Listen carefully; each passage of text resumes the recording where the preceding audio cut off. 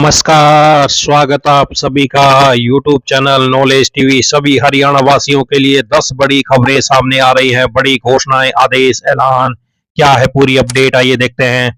हरियाणा की हर छोटी से बड़ी योजना, घोषणा, आदेश, मौसम, ऐलान, सभी की जानकारी सबसे पहले एक ही वीडियो में आपको मिलने वाली है, तो सब्सक्राइब जरूर कर लें। तो चलिए देखते हैं सभी हरियाणा वासियों के लिए 10 बड़ी खबरें, घोषणा, ऐलान। पहली बड़ी घोषणा सभी युवाओं के लिए। हरियाणा पुलिस कांस्टेबल के 5,500 पदों की भर्ती के लिए चल रही ऑनलाइन आवेदन की प्रक्रिया के बीच हरियाणा कर्मचारी चयन आयोग ने फिजिकल मेजरमेंट टेस्ट पीएमटी और फिजिकल स्क्रीनिंग टेस्ट पीएसटी आयोजित करने के लिए कवायद शुरू कर दी है।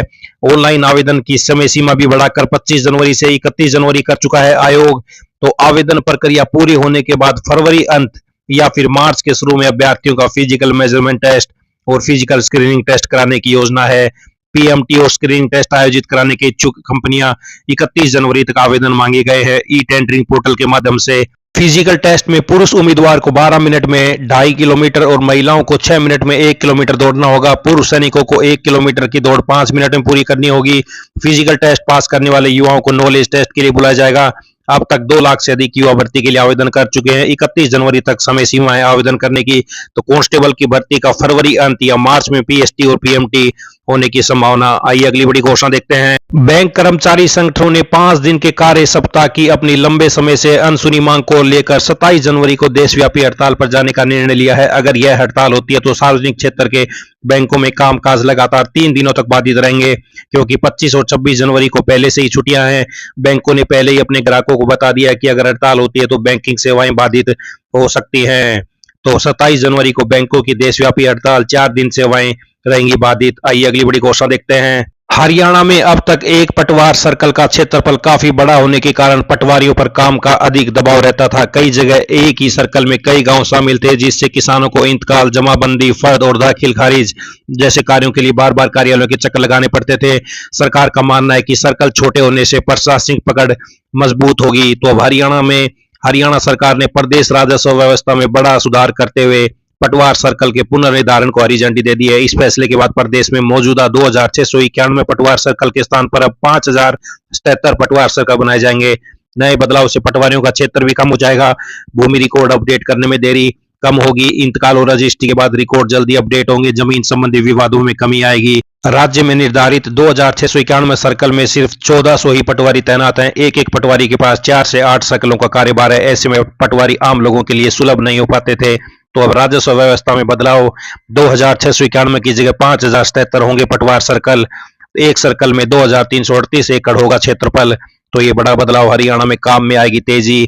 आइए अगली बड़ी घोषणा देखते हैं। एग्रीस्टैक फार्मर आईडी के लिए रजिस्ट्रेशन करने को ऑनलाइन प्रक्रिया में किसानों के सामने नाम मिसमैच होने की समस्या खड़ी हो गई है। हांसी के करीब 1,14,000 किसानों की एग्रीस्टैक फार्मर आईडी बनाई जानी है, जबकि अब तक करीब 8,800 किसान ही रजिस्ट्रेशन करा पाए हैं। सैकड़ों किसान ऐसे हैं जिनको मूल दस्तावेज व जमीन की रजिस्ट्री में नाम मिसमैच होने से पोर्टल पर उनका रजिस्ट्रेशन नहीं हो पा रहा है। कृषि विभाग के अधिकारियों ने भी किसानों की समस्या को गंभीरता से लिया है। अधिकारियों का कहना है कि पोर्टल पर अपडेशन के लिए प्रशासनिक अधिकारियों से विचार विमर्श किया जाएगा। इसके लिए खंड कृषि विभाग ने राजस्व विभाग के साथ पत्राचार भी किया है। तो वहीं किसान नेता का कहना है कि किसानों को एग्रीस्टैक फार्मर आईडी के लिए रजिस्ट्रेशन प्रक्रिया चली हुई है। काफी किसानों को नाम मिसमैच होने की समस्या आ रही है। किसान पोर्टल पर अपना पंजीकरण नहीं कर पा रहे हैं। हमारी प्रशासन से मांग है कि फिलहाल पोर्टल पर पंजीकरण होने की सुविधा दी जाए। पंजीकरण होने के बाद किसानों ने अपने नाम अपडेट के डॉक्यूमेंट तैयार कराने का समय दिया जाए, ताकि किसान की फार्मर आईडी भी बन जाए और वह योजनाओं से वंचित भी न रहे। तो अगले महीने किसानों के खाते में पैसे डाले जाएंगे। उसके लिए किसान आईडी अनिवार्य है। मूल दस्तावेज व रजिस्ट्री में नाम का मिलान न होने से फार्मर आईडी से वंचित हो रहे हैं किसान। तो ये हांसी से बड़ी अपडेट। आइए अगली बड़ी घोषणा देखते हैं। हरियाणा में 24 घंटे में हुई बारिश से शीतलहर ने कंपकपा दिया है। तो हरियाणा में मौसम विभाग के अनुसार 25 और 26 जनवरी को सुबह घना कोहरा छाएगा। 26 की रात से एक पश्चिमी विक्षोभ असर दिखाएगा, जिससे 27 और 28 को बारिश की संभावना बन रही है। तो ये हरियाणा मौसम से बड़ी अपडेट। आई अगली बड़ी घोषणा देखते हैं। हरियाणा सरकार के प्राथमिक शिक्षा निदेशालय ने नियम 134A के तहत पढ़ने वाले पात्र छात्रों को वर्दी भत्ते को लेकर आदेश जारी किए हैं। प्रदेश के 2153 निजी स्कूलों में पढ़ने वाले पात्र छात्रों को इस योजना का लाभ दिया जाएगा, लेकिन इसके लिए स्कूलों को 8 फरवरी 2026 तक ऑनलाइन डाटा सत्यापन करना अनिवार्य होगा। निदेशालय की ओर से सभी जिला मौलिक शिक्षा अधिकारियों को इस संबंध में विस्तृत दिशा निर्देश जारी किए हैं। इसके लिए जारी आदेशों में कहा गया है कि बिना सत्यापन के किसी भी छात्र को वर्दी भत्ता नहीं दिया जाएगा। तो शिक्षा विभाग ने वर्दी भत्ता योजना में बड़ा फेरबदल, MIS पोर्टल से होगा सत्यापन, 2153 प्राइवेट स्कूलों के छात्रों को मिलेगा वर्दी भत्ता। आइए अगली बड़ी घोषणा देखते हैं। भाजपा सरकार ने विधानसभा चुनाव के दौरान राज्य में 10 औद्योगिक मॉडल टाउनशिप IMT बनाने की घोषणा की थी। इनमें पहली IMT अंबाला में बनेगा। मुख्यमंत्री नायब सैन ने इसके लिए अंतिम मंजूरी दे दी है।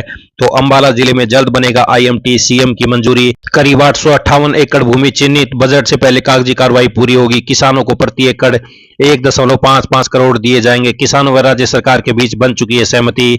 तो ये बड़ी अपडेट। 2 IMT अंबाला जिले में ही बननी है, जिसमें एक IMT नारायणगढ़ में प्रस्तावित है। फरीदाबाद, पलवल में 2, रेवाड़ी, जींद, भिवानी, कैथल में भी एक IMT बनाने का प्रस्ताव है।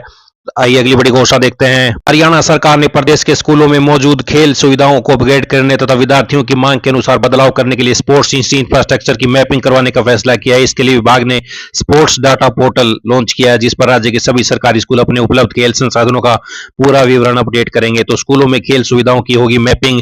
आइए अगली बड़ी घोषणा देखते हैं। हरियाणा सरकार ग्रुप C पदों की वेटिंग लिस्ट जारी करने बारे में नीतिगत फैसला नहीं कर रही है, मगर अभ्यर्थी बेसब्री से इंतजार कर रहे हैं। अभ्यर्थियों ने पहले हरियाणा कर्मचारी चयन आयोग में प्रतिवेदन दिए, मगर आयोग ने उस पर फैसला नहीं किया। अभ्यर्थियों को हाई कोर्ट की शरण में जाना पड़ा।